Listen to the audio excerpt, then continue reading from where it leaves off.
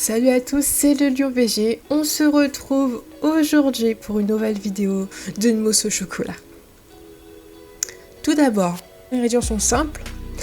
Du chocolat, donc 200 g de chocolat, un peu de citron, du sucre, donc 20 g de sucre, et 200 g d'aquafaba. L'aquafaba, c'est quoi?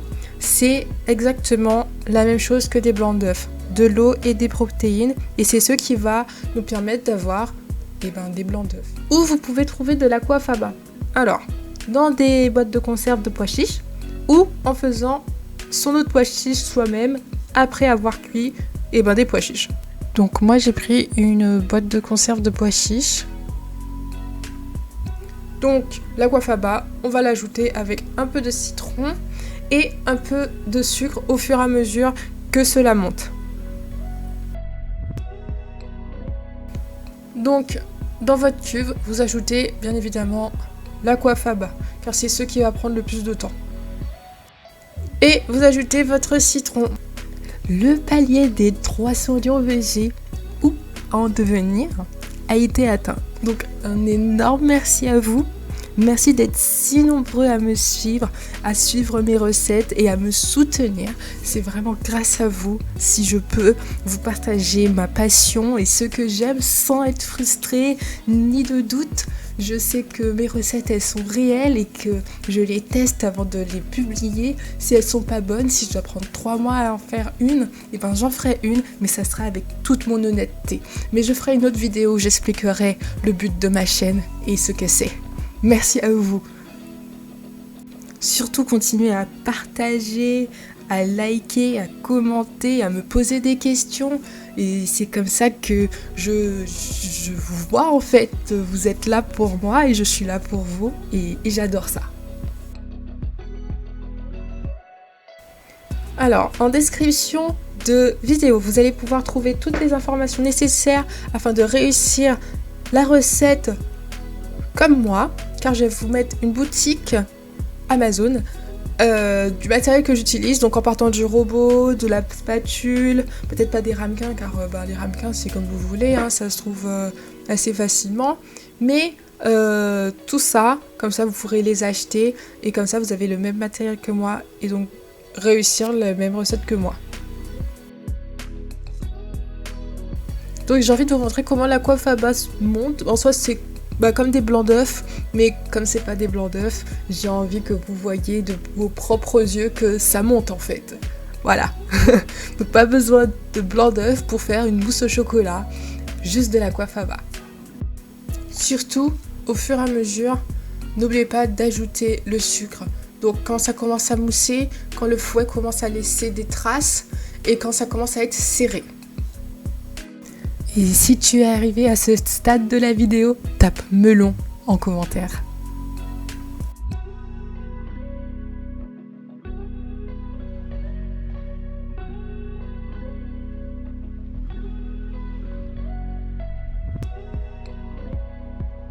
Donc voilà, maintenant que c'est monté ou presque monté, vous pouvez mettre votre chocolat à fondre au bain-marie. Alors, je ne suis pas fan du chocolat fondu au micro-ondes. Pourquoi? Parce que le micro-ondes, on ne le gère pas sa puissance. On peut gérer sa puissance quand on choisit l'option 1000 watts, etc., etc.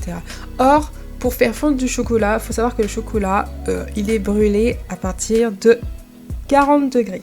Donc, je ne vais pas vous demander un thermomètre, évidemment, mais une fois que le chocolat est brûlé, on peut plus rien faire avec, mis à part le mettre dans le gâteau au chocolat. Donc, si vous avez brûlé votre chocolat, vous pouvez l'utiliser pour le gâteau au chocolat. C'est la vidéo précédente, je vous mets le lien. Donc, pour faire fondre votre chocolat convenablement, je vous propose de le faire au bain-marie. Là, vous pouvez contrôler la puissance de votre feu et faire fondre au fur et à mesure votre chocolat. Attention à ce que votre eau ne rentre pas en contact avec votre chocolat. C'est très important. Et pourquoi on ne met pas d'eau dans le chocolat quand on le fait fondre? C'est que l'eau va faire durcir les molécules du chocolat et les recristalliser. Et c'est pas ce qu'on veut. Donc si ça vous arrive, pas de panique, vous pouvez toujours utiliser votre chocolat. vous le mettrez au pire des cas, parce que on va pas le jeter, hein. Au pire des cas, vous le mettez dans un gâteau au chocolat, ça se sentira pas. Donc, je vous renvoie vers le lien de ma précédente vidéo qui est un brûlé au chocolat. Vous mettez votre chocolat fondu dans un autre bol qui sera un peu plus large afin de pouvoir mélanger aisément l'aquafaba que nous avons monté précédemment. Et du coup, on ajoute petit à petit pour que le chocolat qui est chaud redescende en température et ne fasse pas retomber directement nos blancs d'aquafaba. Donc, pour ce faire, on mélange de l'extérieur vers l'intérieur, ainsi de suite. Donc voilà, de l'extérieur vers l'intérieur, de l'extérieur vers l'intérieur. Faites bien attention à ce que on ne soit pas trop agressif dans nos gestes. On fait des petites pauses si besoin, mais on doit garder nos blancs d'aquafaba bien comme ils sont et bien fermes. Donc dans les premiers, bon, c'est pas grave si le blanc d'aquafaba redescend, mais pour les prochaines, il faudra faire attention. Et même si, dans quel cas, ça m'est déjà arrivé, mes blancs ils étaient complètement redescendus, ça m'a fait quand même une très bonne mousse au chocolat.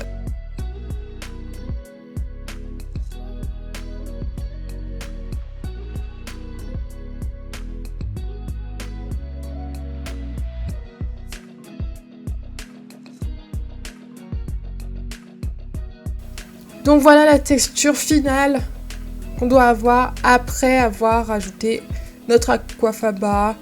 Il est toujours monté. Bon, c'est une texture banale en fait, mais ça doit être plutôt souple.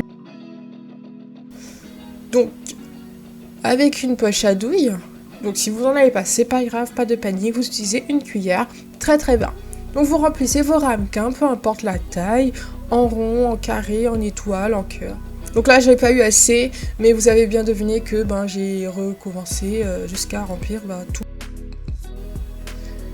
Voilà, une superbe mousse au chocolat que vous pouvez manger en temps de pluie, en temps de soleil, en temps de neige, en tout temps.